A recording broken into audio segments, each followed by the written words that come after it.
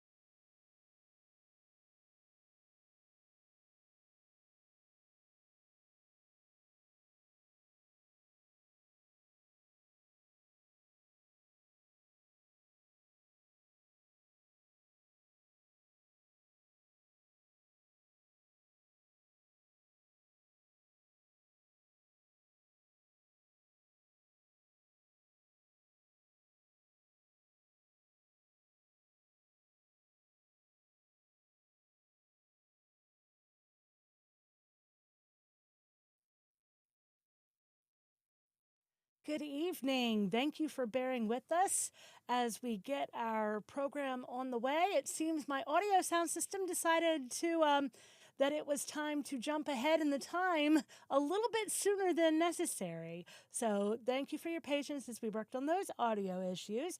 And as we get into this fifth program of the ARK-aeology files, this is going to draw to a close the investigation into Noah's Ark and fossils and dinosaurs, and we're going to take a brief break and resume our investigation into other biblical topics with the ARK-aeology files on April the 4th. Let me just make sure. Yes, April the 4th. Want to make sure I give you the correct date, where we will pick up our ARK-aeology files series again. But until then, let's go ahead and dive into our subject for this evening after a brief word of prayer. Lord, thank you for being with us. Thank you for allowing us to get the audio figured out. Please guide us as we study your word and be with us. In your name we pray, amen. All right, so jumping into our program for this evening, just want to give a quick warning that there are a lot of slides that are going to include images of deceased animals. So if that is something that you would prefer not to view, just keep this in mind as we go through the slides for this evening, because there will be a lot of slides that are showing these types of things. Last week, we had studied and looked into the fossilization steps. And part of the steps of fossilization is first that we have to have a life form that is rapidly buried with sediment and pressure, and then finally mineral replacement. And when we're looking at the stages of the flood didn't happen all at once. The flood took place over a series of 40 days that it poured and that it rained. So when we are looking at the stages, the first step that we're going to see is the rivers and the lakes coming up over their normal barriers. Then we're going to be looking at the water getting into the lowland areas, the plains, the foothills, and then eventually covering the mountains. This is why when we are looking at fossils, we're seeing a lot of ocean life everywhere. And one of the things that I wanted to show you this evening is actually this ammonite fossil. So this one's about 5 pounds. It's quite large. It has been polished, but this is just one of millions of ammonite fossils that we can find all over the world. And these were kind of like ancient giant squids. And when we are looking at things in the fossil record, we're seeing a lot of ammonites. We're seeing a lot of things like trilobites, but we are not just seeing the trilobites in the fossil record. We also see trilobites in the modern era. So these are not things that have completely gone extinct, but these are things that we would see at those lower levels, which indicates that at one point the entire world was underwater, and all of these sea creatures somehow managed to make their way on the top of mountains, showing that the mountains were covered with water. The absolute best evidence for the flood that we have is with trees, wood. Excellent flood evidence. These pictures here are showing petrified trees. These are trees that have basically become stone. Here is another picture of a fossilized tree from Colorado. It was actually crushed. The pressure of the sediment actually crushed the trunk of the tree. And as it was being fossilized, this tree was being turned into stone. Now, if you remember from last week, Dr. Coffin was one of the first scientists at Spirit Lake after Mount St. Helens to look at some of the destruction that the volcanoes caused, that the volcano's eruption caused. And one of the things that he was looking at was the tree patterns. And he had previously been looking at this work, but when Mount St. Helens erupted, the tree patterns from when the trees had been blasted down the side of the mountain and wound up in the lake actually proved that the position that the fossils are found in is not necessarily the growth position. One of the best things that, you know, shows us an example of this is called polystrate fossils. Polystrate fossils are fossils that are usually upright, but that they go through layers and layers of the earth. And these layers are supposedly millions of years old, yet the fossils are intact. There's no displacement of soil around the fossils. These fossils typically do not have root systems, which is what we would see if the trees had fossilized in their growth position. And just to show you on this particular slide, this is the layers. You can see I've highlighted in red the layers that you're looking at for the growth, or the way that the soil was laid down, because soil doesn't grow, but the layers of soil that were placed down. And it would appear as if the soil was placed down around the tree rather than the tree falling into the soil layers. No soil displacement. Here is a better example to clearly show what types of displacement that we're looking at, or not displacement, but positioning that we're looking at with polystrate fossils. This is a replica to really emphasize the different layers that we're looking at. But next to that, on your right, what we are seeing is this is an example of a polystrate fossil in the side of a mountain. Here is another one. These are tree stumps that have fossilized on the side of a hill. Here is another example of a fossilized tree stump. So you can see a lot of these when you go to someplace like Yellowstone. There's a ridge there called Specimen Ridge, and the ridge is just absolutely covered in thousands of fossilized stumps that show that at one point Yellowstone was completely underwater. When it comes to the layers of the soil, we've always been told that, all of these layers take millions and millions of years to form. But another thing that Mount St. Helens showed us is these layers can actually form very, very quickly. And what do you want to guess is the amount of time that it took these layers from Mount St. Helens to form? How long do you think it took these layers to form? Go ahead and drop your suggestions or your guesses for what you think in the comments section, just to kind of see if you're right. I'll reveal that in a moment. I want to show you another example of layers, this time in the form of a canyon. And this is the Burlingame Canyon in Walla Walla. So there was a small drainage ditch that ran by the road. And within 1 week of a collapse in the area, they were diverting the water down through here. There's several variations of the story, but there was a water flow that was diverted down through the ditch on the side, and stories vary, but within a week of the event, the canyon was 100 feet deep, and it is still growing, and it looks very similar to what we see in the Grand Canyon. Now, going back to Mount St. Helens, I see we have guesses of 2 years, guesses for 30 days. You would be very surprised to find out that it only took 3 hours for these layers to form. They witnessed them forming, and it only took 3 hours. Now, if this was any other location on the planet and they hadn't physically witnessed this, scientists would normally tell you that these layers would have taken millions of years and say, see, we can see distinct changes from here to here, and they would assign each layer a specific time period for when it was formed and how long it took to form.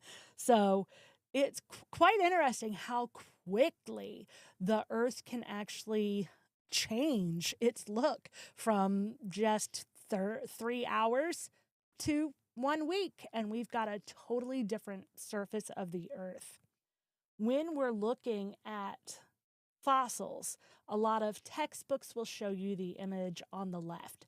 This is, classic. Okay, we have our lower level life forms that are at the bottom. And then as time went on, we started getting more developed life forms until finally we have our more terrestrial land creatures, and then we have events in between that cause a disruption. But this is generally what they show, and they go by, oh, it's in this particular layer of the earth. But when you're actually looking at the fossils as they're coming out and we're looking at the layers, it actually looks more like the image on the right, where we have fossils that extend through supposedly millions of years of layers, and the fossil is right smack dab through the middle of those layers, which, if you're looking at that and you're saying nothing is going to let a nice juicy bone sit there sticking half out of the ground for 500,000 years and nothing happened to that bone, an animal's going to come by and say, oh, yum, dinner, or weathering, erosion, something is going to happen to displace half of the bone from another. When we're looking at the flood, we also have to consider that what we're looking at is also going to have a lot of animals that are caught up in the results of a flood, which means that some animals, yes, are going to be intact because they were covered with mud and entombed in the sediment immediately. Other animals, it took a little bit longer for them to become entombed in the settlement. And some animals simply didn't have the opportunity to be entombed in the settlement. And they were, their remnants were broken apart and scattered.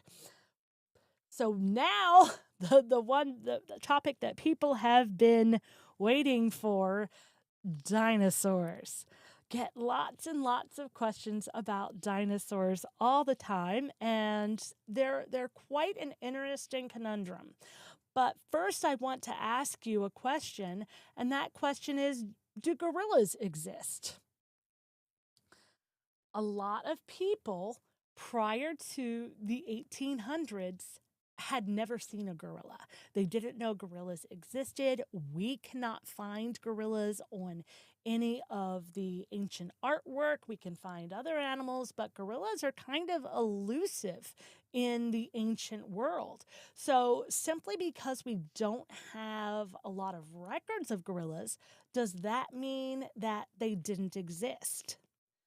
We know that gorillas existed because we can see them today. So before that we automatically just say dinosaurs don't exist or never did exist, let's look at the evidence starting with the bones. And we have bones from fossils. The question is, how old are these bones? When we are looking at the bones, we are looking at the remnants. These have been very oftentimes fossilized to the extent that, they're solid rock. But in other cases, you can still see parts of the bones. And I just want to show you, I've got a bone here that comes from South Dakota. And this bone is a fossilized bone. You can still see the white part of the bone. You can see where the inside cavity of the bone has been replaced by mud and sediment. I love this example of a bone that I got from a little shop in the petrified forest of the Black Hills in South Dakota. But I love this little example of a bone here. And then I also have another example of a bone. This one is completely solidified. It is believed to be part of a long bone from a mammal. You can't really see anything. You got to ignore this white here. That's from a label that I didn't want to risk damaging the bone to get the label off. But this bone here, it is absolutely rock solid. Completely rock solid. And if you didn't know what this was, you might actually confuse it with a rock. And then I have another example of fossilized bone This came from the Peace River in Florida.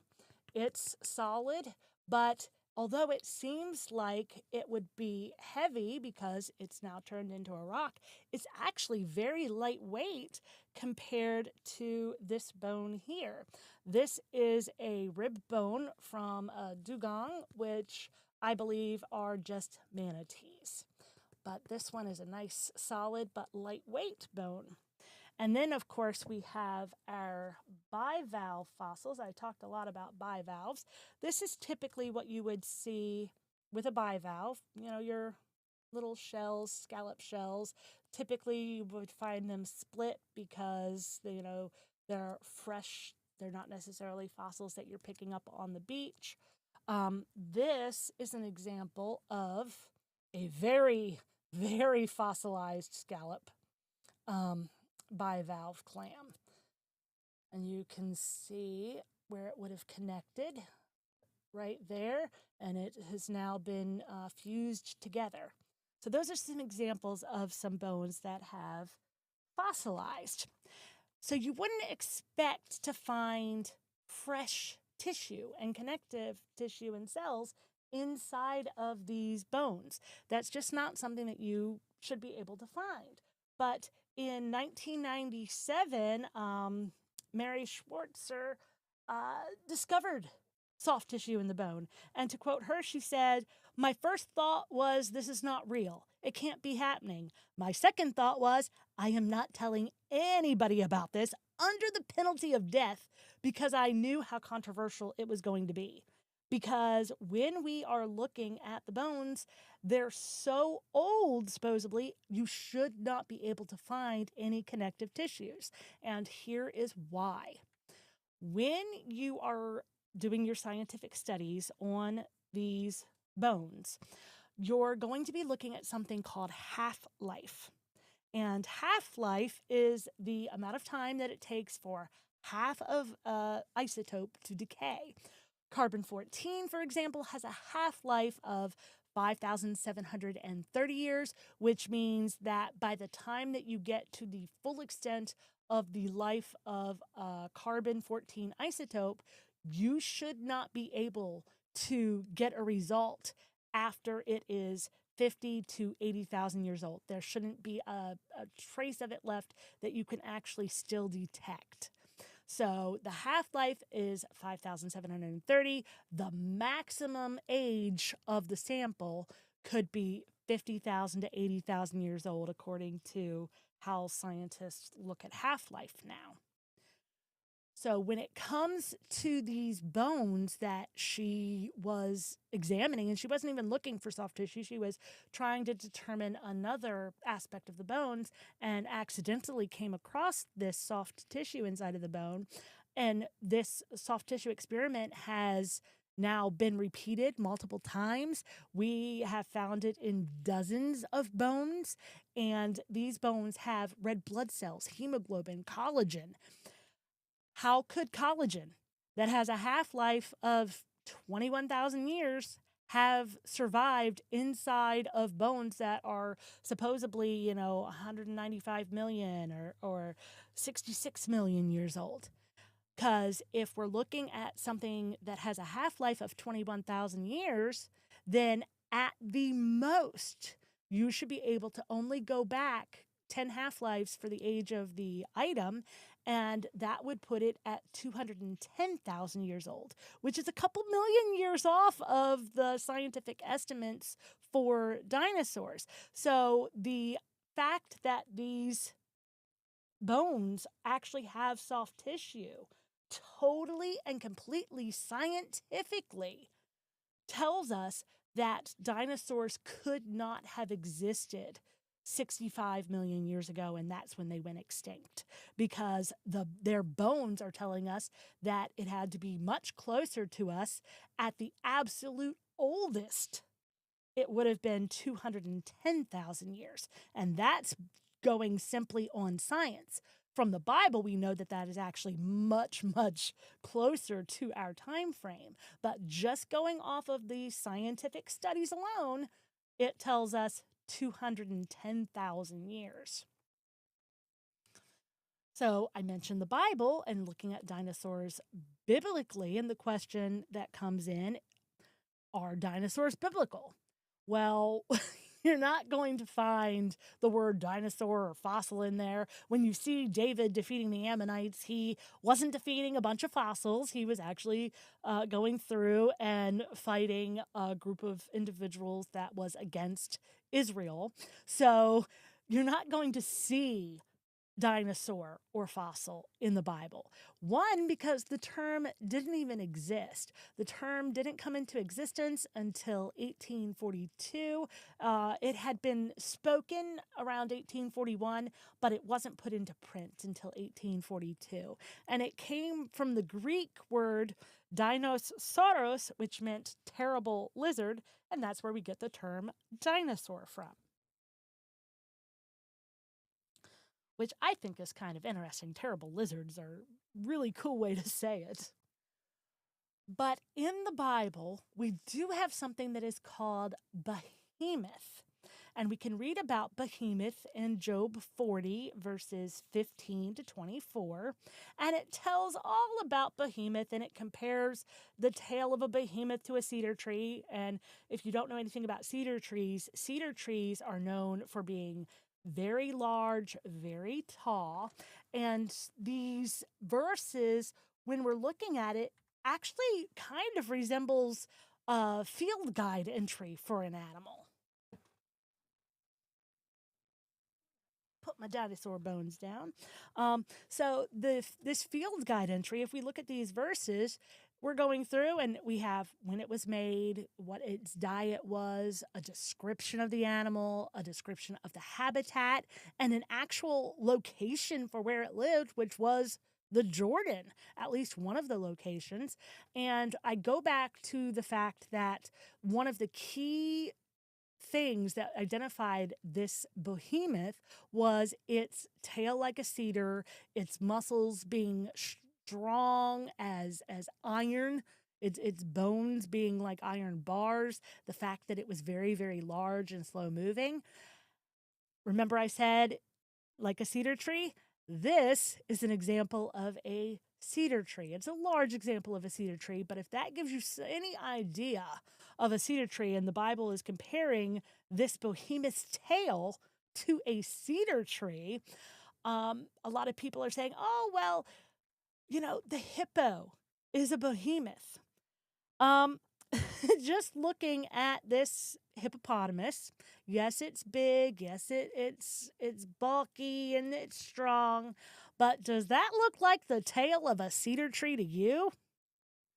That doesn't really resemble a cedar tree when I think cedar tree. Another example that biblical scholars try to say a behemoth would be this creature, otherwise known as an elephant. When I'm looking at an elephant, I am not thinking that is a cedar tree tail.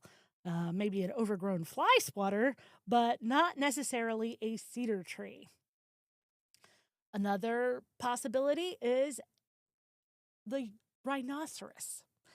Now, again, rhinoceros. I don't think cedar tree when I'm looking at a rhinoceros tail. And in fact, when it comes to rhinoceros, the Bible actually has another name for this creature, and the Bible calls this creature a unicorn. And that's an investigation for a whole nother program. But the Bible calls rhinoceros unicorn. There is a creature that we have a record of that would resemble bones as strong as iron, being able to stand in the Jordan River when it's flooding, a tail like a cedar tree, and it resembles this creature. This is a sauropod. Sauropods could be anywhere from 13 to 190 feet long. From what the fossil record shows us, they could be up to 60 feet tall. It's estimated that they weighed 500,000 pounds. They could whip their tail around like a whip and get almost a sonic boom if they could whip it fast enough. But what's really interesting about these creatures is their bone structure. So the strength is in their upper stomach area. And those are described as being like iron. They're strong, they're solid, they're heavy. But when we get into the neck bones of the sauropods, all of a sudden they go from being like that heavy um, fossil that I showed you earlier, where it's just solid and heavy, to being more like the brown fossil that I showed you, where it's still, the fossil is hard like a rock, but it's so lightweight. And when they're looking at the vertebra in the neck for the sauropods, they find that these vertebrae are extremely lightweight. They're filled with little air pockets to make them lightweight so that the animal could raise its head. They lock together so that the animal could bend its neck and still breathe and still drink. So there was a lot of thought that went into the creation of this animal. So everything that we're looking at as far as, fossils and animals that we, have records of is pointing to a type of sauropod being a behemoth. Some people want to promote the idea that dinosaurs were amalgamated. The word amalgamate is to mix or to blend. Amalgamation is to mix or to blend different things. But if we look in Genesis 1:24 through 25, the Bible is telling us here that each species would yield its own critter. So, God gives you an apple seed, you're not going to get a cantaloupe from it. So you're not going to get a hippopotamus and mix it with a giraffe and get a sauropod. However, you can take a lion and a tiger, and you can get a liger and a tigon. You're not going to, though, be able to take a dog and a cat and get a dat. That's just not something that is possible. Now, we have seen more recently where scientists and geneticists are taking certain traits from varying animals and incorporating those into other species. That would technically be an amalgamation of sorts, but like the EnviroPig, which takes the E. coli bacteria with some genes from a mouse and incorporates them into a pig, the pig does not look any different. The pig still has those cute little floppy ears and the little curly tails. They do not change. They don't start squeaking like a little mouse or looking like a bacteria. They don't change their form. They instead have different traits that have been added. So what evidence actually supports that dinosaurs didn't all die out in the flood? Because that's one of the things, is that, they were amalgamated creatures, so God wiped them out during the flood. We're not actually seeing where that would be the case. And one of the things that we have that would support that idea are these figurines. There's thousands of them that were found in Mexico that were hand carved. And not only does it show dinosaurs, but it shows humans interacting with dinosaurs. And the interesting thing about these figurines is that when they were discovered in the early 1900s, the view of dinosaurs was very different than what we have now. So when they were originally looking at these figurines, they said, no, these are all wrong. They can't be possible. These are all fakes.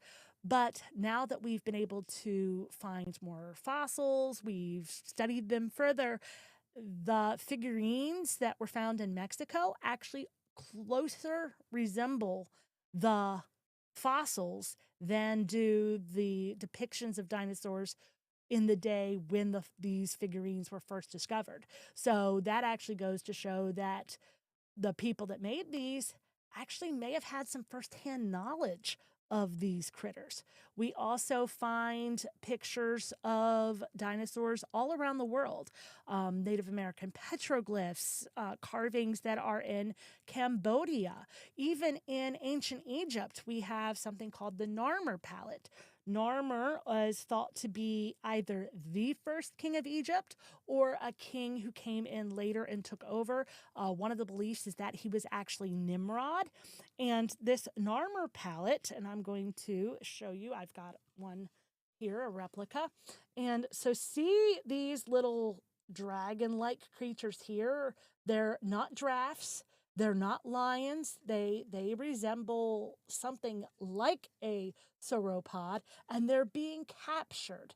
This is showing them. You see the ropes that are connecting the to the necks of these creatures, and we know that Nimrod, whom people believe is Narmer, that he was a great hunter. He was known for his hunting prowess. So having a carving of catching these dragon dinosaur like creatures would actually make a lot of sense. If he was a great hunter, he is hunting them, and we know that Nimrod or Narmer came after the flood. So this would be a proof that at the time of the Egyptians, the time after the flood, Tower of Babel time frame, that they actually still had these creatures. We also have an Egyptian water clock, and a water clock worked by placing little beads inside these little holes, and then this would be filled with water. And as the water comes out of the spout down here, the beads then fall into the bottom of this container. So it was a way to keep track of time. If you look at the back of this water clock, what do we see here? We see an engraving of what almost appears to be a dinosaur type creature. It's not fully dinosaur, not fully man, but that is something that is common. We see a lot of the Egyptian gods where they will have the head of an animal and the body of a man. So that is what we are seeing here, but that looks very similar. We also have on the Ishtar Gate from Babylon, we've got lions and donkeys, but then we have this critter here that is no creature that we currently have or that we've been able to identify. A lot of places call it a dragon.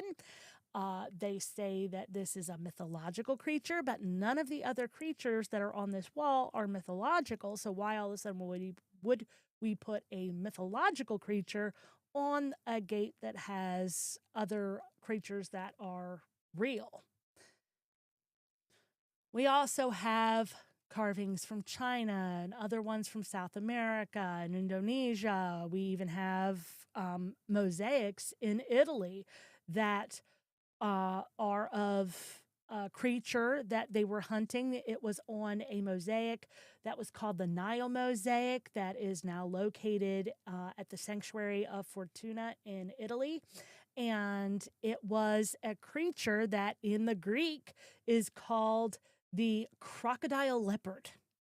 And it was something that they were hunting that at one point lived either in or very close to the Nile. So this might be something that like the Leviathan that the Bible is talking about, or it could have been Behemoth. We have another example, St. George and the Dragon, carvings from Cambodia, writings and sketches and works from the medieval era. And remember that none of these creatures were actually known in the medieval era because they didn't start to discover the fossils until the early to mid 1800s. That is when they started discovering dinosaur fossils and actually studying them and researching them. And so to have these medieval sketches of these dragon-like creatures and written accounts of people battling them and fighting them, and most of them were actually relatively small. They weren't huge. We also have a brass engraving from the tomb of Bishop Bell, he died in 1496, so this engraving was done sometime around then. But we have two creatures with their heads locked. One appears to have spikes on the end of its tail, and it would appear that these are sauropods battling it out. Another evidence that we have is the Alvis Delk print. This print is very interesting and very controversial because dinosaurs and humans supposedly didn't live at the same time. But when we are looking, we have a human footprint right here, human footprint. On top of the human footprint, what do we see? take a guess on what you think is going through the human footprint. And we know that it's going through the human footprint because the human print has been displaced. The mud was displaced by this creature putting its foot down on top of the other print before it fully dried. And it is a dinosaur footprint. And this is from Texas. So, what actually happened to the dinosaurs? Was it a comet? Was it the flood? No, it wasn't a comet strike. It wasn't a flood or the flood. Could have been a flood, but that would have been localized and it wouldn't have taken out every dinosaur. The best that I can determine is that it was hunted to extinction or that its habitat was destroyed. These are not uncommon things to happen to animals. We have recent extinctions of animals, such as rhinoceros and tortoises. We have things like the Carolina parakeet and elephant birds and dodos and passenger pigeons. Tasmanian tiger, ibex, and leopards. All of these are relatively recent that if we didn't have records of them years later, we might not even believe that, something like the Tasmanian tiger ever existed. There is actually a fish off of the coast of South Africa that for many years was thought to have been only in the fossil record because they had never seen one of these fish alive. And in 1938, off of the coast of South Africa, they found them alive and well, just swimming in the ocean. So when we're looking at all of these fossils, they're not always complete. The most complete T-Rex ever was still missing over 100 bones. So they're not always complete. We don't find them intact. It is nice when we find them mostly intact. So say like this woolly mammoth, this is from the mammoth site in South Dakota, and it is relatively intact. It's still probably missing some bones. There's a lot of mammoths that are found in this location. This is Hot Springs, South Dakota. It's a place called the Mammoth Site, and a lot of the mammoths are here, but the interesting thing is the tusks are oftentimes found in one area separate because of the way that they were kind of all jumbled together at the flood. Here's an example of them. It's basically just a tusk pit where all of the tusks wound up. And there's a place called Ghost Ranch in New Mexico that look at this pile of bones. This is not one animal. This is a group of animals in this pit where all of the bones are all jumbled together.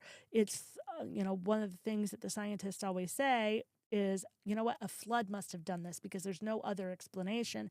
It's usually chalked up to a localized flood, but a flood nonetheless. So when we're looking at these pits, we're finding all of these different bones, but we're not finding any transitional bones. We're not finding any species turning into another one. A bird is still a bird. They're still finches. It's just a variety. Just like how people have different shapes of their noses or different shapes of their ears, it's still the same. When we're finding things like snails that have been fossilized, we can find the literal exact same species still alive and kicking today. Geckos, the geckos, frozen in the amber, still the same as the geckos that we have today. No transition that's going on. The frogs are still the same. The turtles are still the same. The octopus are still the same. We can, it's very rare to find an octopus because they don't have a lot of hard tissues to be able to fossilize, and soft tissues don't like to fossilize well, but we actually, in certain cases, actually still have fossils of octopus. We have giant fossils. We know that the animals a long time ago were actually much, much larger. This dragonfly was 2.5 feet wide and probably weighed a pound. I can't imagine what a bee would have been like, or a mosquito. Ooh. Um, Vegetation. It doesn't change species no matter how hard it tries to run away. It still is vegetation. It is still a tree. We have leaves that were fossilized from volcanoes that still resemble the leaves that we see today, and still the same species family. So when we're looking at these pits of bones, we're not seeing the complete animal. We're seeing just the skeletons. So the question is, what did they actually look like? Because maybe the problem isn't what happened to them, but the way that we picture them then versus how we're seeing them now. Some fossils, it's really easy to tell. We can tell that this fossil is a bird because we can actually still see the imprint of the feathers. We can see the sequential molting, that we know that all birds have this molting pattern. So that is really easy to tell, but sometimes the species is an artistic view. They'll find a handful of bones with no skin, no imprints, just 5 pieces of bone, and they will hand that to an artist and say, we want you to draw an animal that would go with this. So this example on the left is an example of an artist view. The sample on the far right are the same bones done by a different artist, and notice that we've got 2 different ways that this creature could have looked. And then I figured I'd join in on the fun, and I drew my own. So we could have all sorts of different views based on an artist's viewpoint. For example, this is a lovely creature, lovely bird. We can see the wings. It's gorgeous. It's beautiful. This is an artist rendition of what they think that this bird would have looked like. And this is one of the more famous fossils. But sometimes artists don't get it right. And one of the examples is the lion of Sweden. This poor creature. The king had a favorite lion. This was King Frederick from the 1730s. And the lion died, and so they preserved the lion's hide. But then several years later, they gave it to a taxidermist who had never seen a lion before in his life, and they said, we want you to stuff this lion. And so this is how he chose to stuff this lion. And it really does not look like a lion. It looks like a very funny lion. If I were to show you this claw, what would you think that this claw belonged to? If you think, maybe this is to a bird, maybe it's to a lizard, maybe it's to a dinosaur. This claw actually belongs to a creature called a giant moa, who the giant moas are now extinct.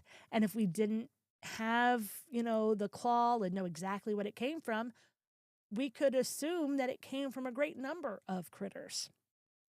So right now, what we're going to do is we're going to play a game called What Is It? You're going to get a chance to determine what the bones may have looked like for yourself. So first up, we have 3 hands. I want you to guess which hand is human. Is it A, is it B, or is it C? I'm going to give you a second to think about that. Is A the human hand, B the human hand, or C the human hand?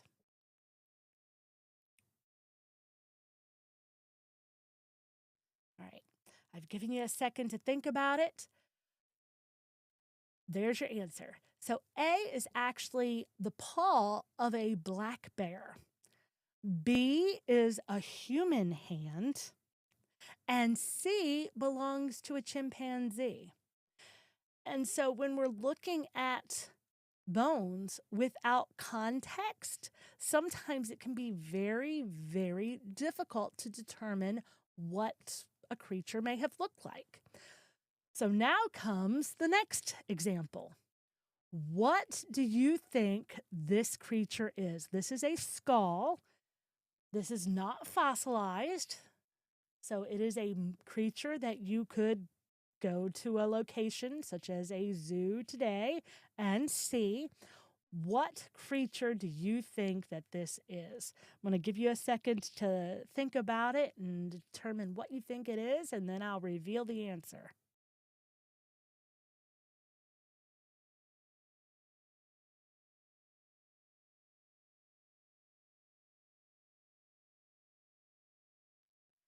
All right, if you guessed a chameleon, particularly a veiled chameleon, then you were right. If you guessed a bunny rabbit, remember, rabbits do not have bones in their ears. It's cartilage, and cartilage does not fossilize very well. So when we're looking at some of these creatures that they're calling dinosaurs, for all we know, poor little T Rex, they said, doesn't show it with any ears, but maybe its ears were cartilage and it had ears that draped all the way down to touch its toes. The next critter I want to show you is this one. This is another critter. This is not a fossilized skull. Go ahead and think about that for a minute, and I'll give you a couple seconds, and then I'll reveal what it is.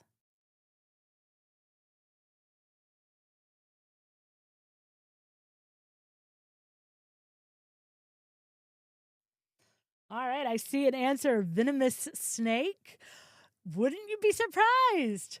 It's actually a ferret. This is the skull of a ferret. Snakes actually have a jaw that doesn't have a hinge so that they can separate their jaw so that they can actually open their mouth wider to consume their food. But that was a great guess. I love seeing the raccoon too. Nope, not a raccoon skull. This is the skull belonging to a ferret, although both can be considered pests depending on where you live. Here's one. This one should be easy. Take a guess on what you think that this skull belongs to.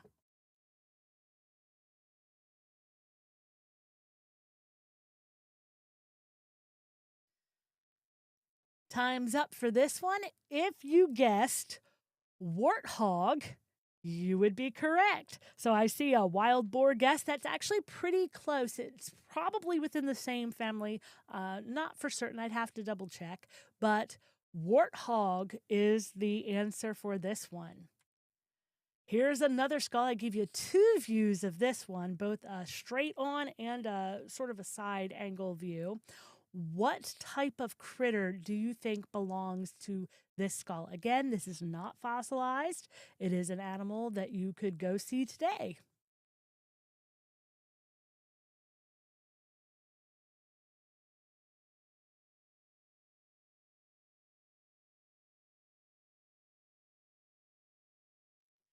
You probably didn't know you were going to have to do a test quiz today.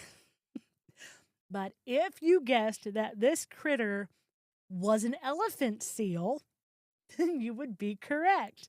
This is the skull of a bull elephant seal. This one's kind of creepy looking. So here's the top view. Here is the side view. What do you think belongs to that? It almost looks like an alien from the top, if such a thing existed.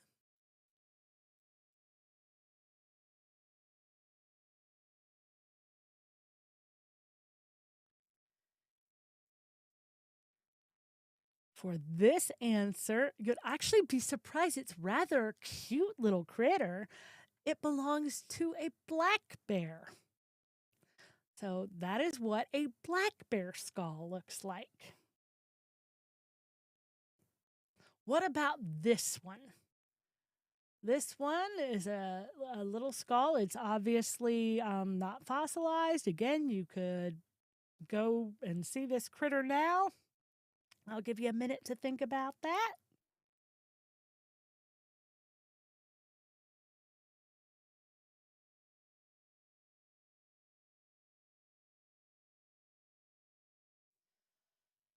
And if you guessed rabbit, you would be correct. This is actually what a rabbit skull looks like.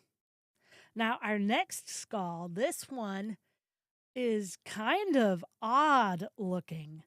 Very, very odd looking.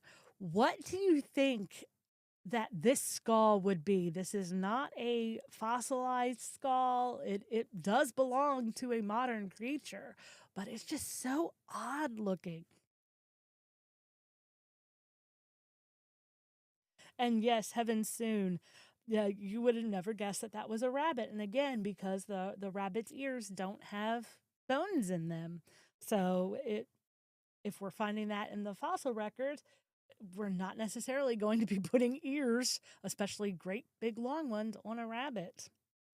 Now, for the skull that we're currently looking at, they did give this one to an artist. They didn't tell them what this creature was, and they said, can you go ahead and give us an idea of what you think this is? So the artist gave them a sketch and said, well, based on this, this is how I would make the skull. And if you're thinking, oh, now I have an idea, it's an elephant skull, then you'd be right on track. And it's thought that it was elephant skulls in caves that gave rise to the idea of cyclops, because it almost looks like the eye socket is in the front of the skull and it only has one. So, and it because it's very large, that this was the origin of the giant cyclopses from mythology. Now, for our next series of bones, again, not fossilized, what do you think that this creature is? I think it should be rather easy to guess, but let's see what y'all think.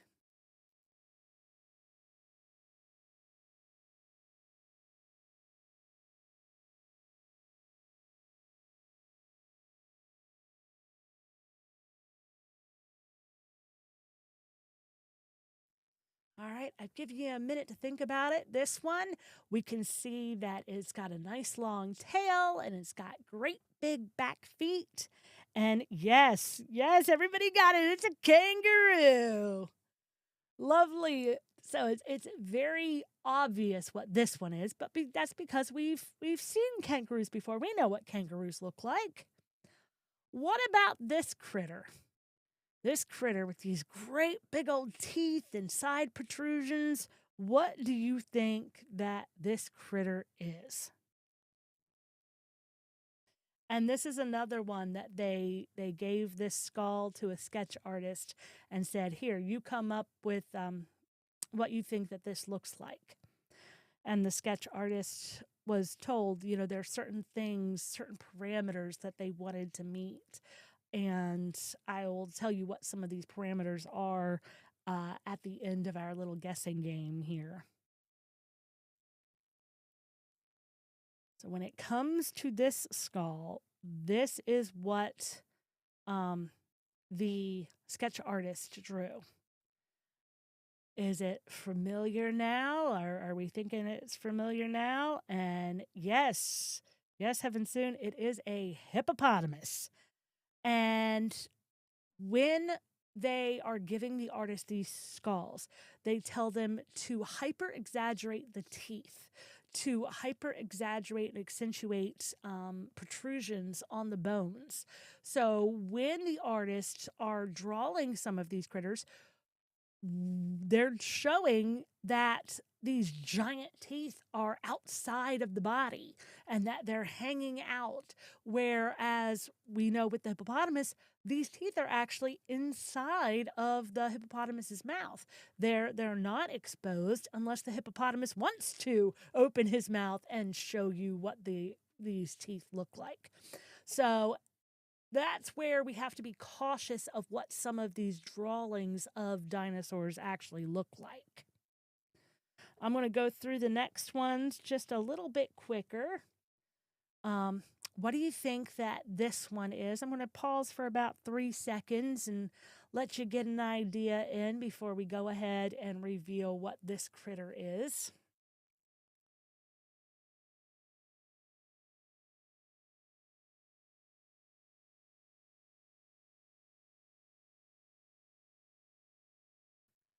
Wow, 29 of a kind. Yes, you are right. That is the skull of a giant anteater. So that is a picture. I love their fluffy little tails, but that is what an anteater skull looks like. Good job. What about this skull? This is another one where they had the artist, do a little sketch to see what, they thought it might be. And I'll give about 3 seconds and then I'll show you what the sketch is and then what the actual critter is.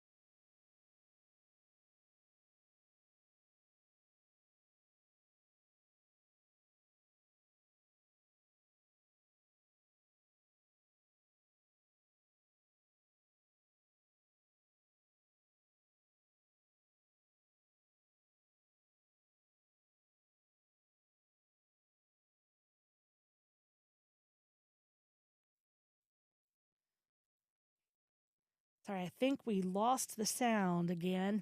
Um, so, what I was saying is that the protrusion on the back, we're not seeing that in the actual rhinoceros because even though its skeleton does show this, the that hump of all of those bones is actually covered by muscles and tissue layers and skin, and so the hump is actually becoming invisible when looking at the rhinoceros from the outside. So the internal skeleton is showing this.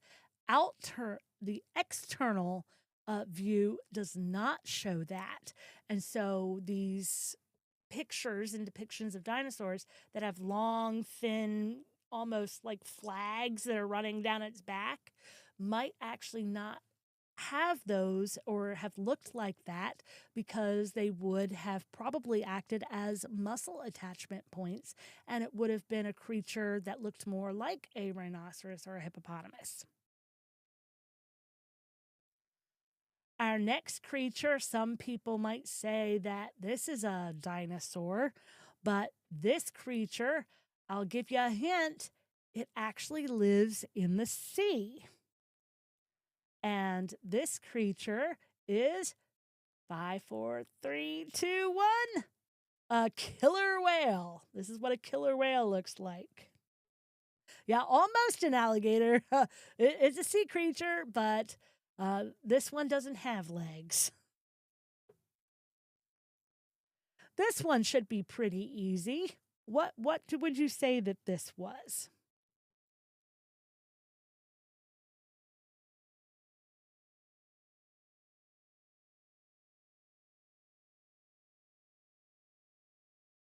Some people would say that this creature is an antelope. And if you said antelope, you would be correct.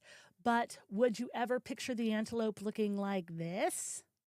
This is a saiga antelope. And this saiga antelope has this extra protrusion on the front of it. And here is an example of the saiga compared to what typically you're going to see in antelope. This is an antelope that is from Africa, and this one is typically found in Kazakhstan. What about this critter? What would you say that this critter was? If you think that this critter is one that has a lot of spots on its fur, You would be correct because this critter is a giraffe. That is the giraffe skull. And again, we have another critter right here, full skeleton for you. What do you think that this one is? Give a couple of seconds for your guesses to come in or for you to think about it, get an answer in your brain. And if you think that this animal might be, say, a camel, you would be correct. This this skeleton belongs to a camel. Now, here's a scary looking one. This scary looking one, you might at first thought want to say, oh, now that one's got to be the snake. But guess what? This is not a snake skull. This is the skull that belongs to a Gila monster. So, little lizard, wouldn't want to meet up with him. Look at those teeth.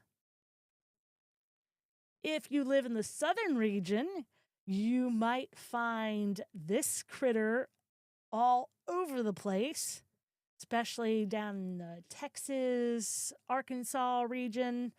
This critter is kind of, you see it all the time along the side of the roads.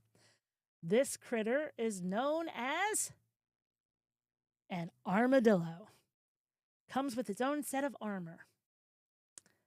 This critter can throw you for a loop. What would you call this?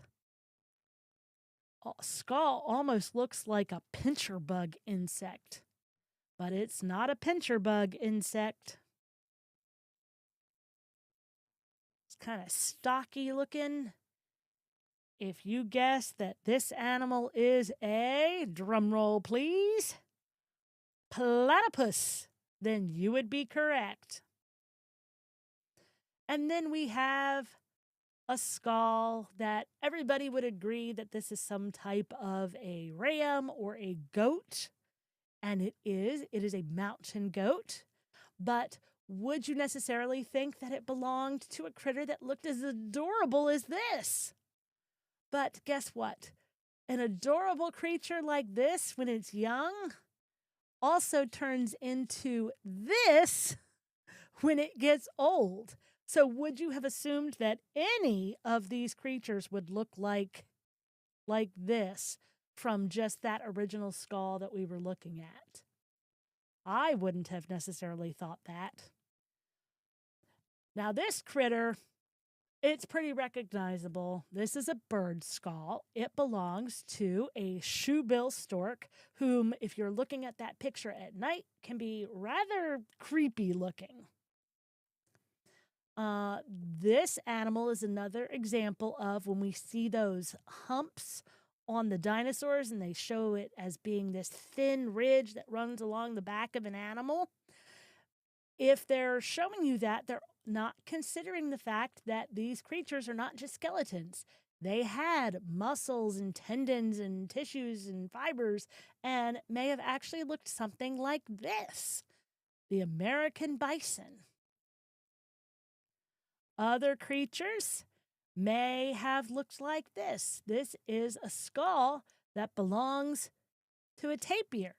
You wouldn't have necessarily put a trunk on this critter. Almost looks like a little mini elephant. And this poor critter, this is the result of amalgamation. This is the result of inbreeding and manipulation of the genes, so much so that this poor little critter is actually having difficulty breathing, and unless something is done with the genetics relatively soon, we will no longer see the pugs, because this is what is the result of amalgamation. And then finally for today, we have this skull. And from the very beginning, I saw somebody had the answer of a feline. This is what a feline skull looks like. It belongs to this little critter here.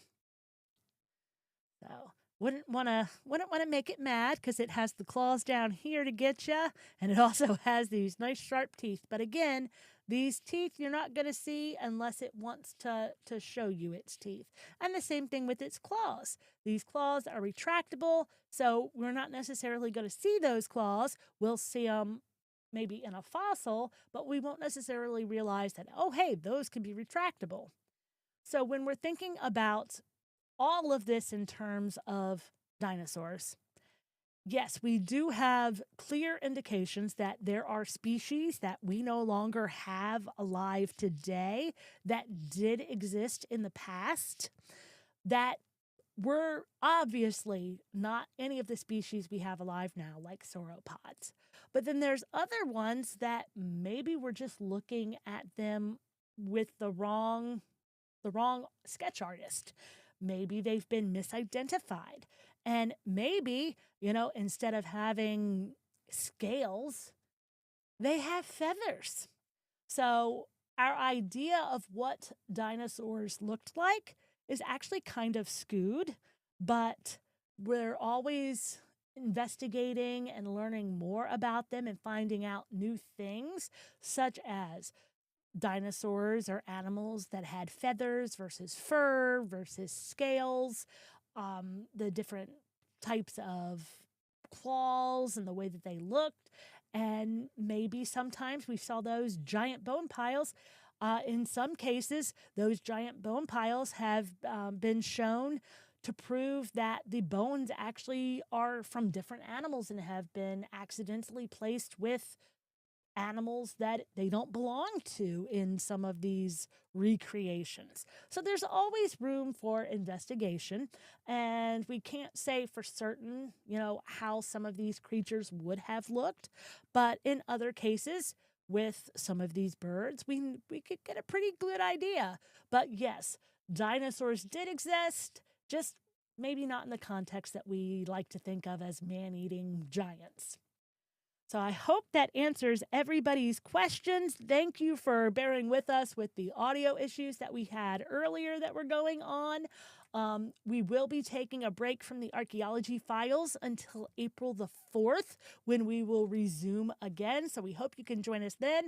And please do remember to join us for our weekly Ask the Archaeologist sessions on Friday nights. So thank you and have a great rest of your week. Bye.